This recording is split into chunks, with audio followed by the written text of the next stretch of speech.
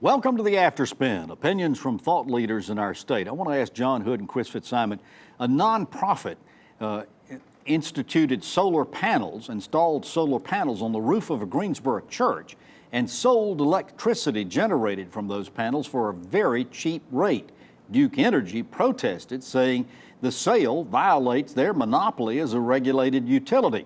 The State Utilities Commission agreed with them, as did the NC Court of Appeals, which raises the question as to what's considered a public utility. Is it time to re-examine these laws? And should small energy providers be judged on the same basis as big regulated companies? John? Do you seriously think I'm going to defend monopolies of any kind granted by the government? No. I think that it is quite possible that, I guess NC Warren is the nonprofit involved. It's very possible that they are violating the law.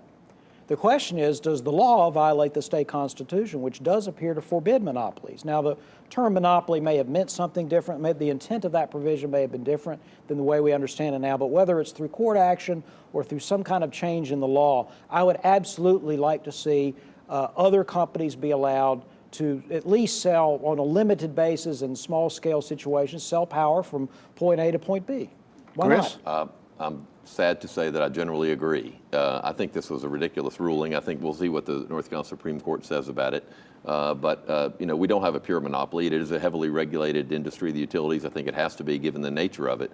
But for goodness sakes, if we're not going to allow small individual people, when they can produce and sell small amounts of energy in North Carolina, given all the issues that we have, seems not in our best interest in any way. So do we need to set a cap for how much they could be able to sell before falling under the regulated monopoly rules, John? Well, I think we should be very careful about assuming that the situation that led to the establishment of franchise monopolies, and there are some arguments about the natural monopoly aspect of distributing power, but those are, in many cases, the state of art of the 1920s, and we need to start thinking about how technology has been and is going to change this market in the future. You expect anything to happen here? Well, and fundamentally, Duke Energy and a lot of the big utilities are worried sometime, I don't know if it'll be in our lifetime or not, that you will be able to power a lot of your home with solar energy that you install, that you store in batteries that you own in your home, just like telephone networks. We always thought we'd always have to have Southern Bell in North Carolina, and that was the only thing you could do. Now we have all these cell phone companies and everything else.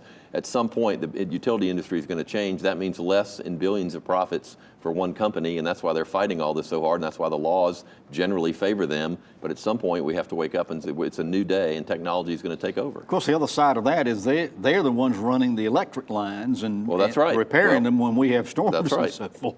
And so I'm not taking up for them, but I'm saying... No, it's a complicated... It's not an argument. It's an argument.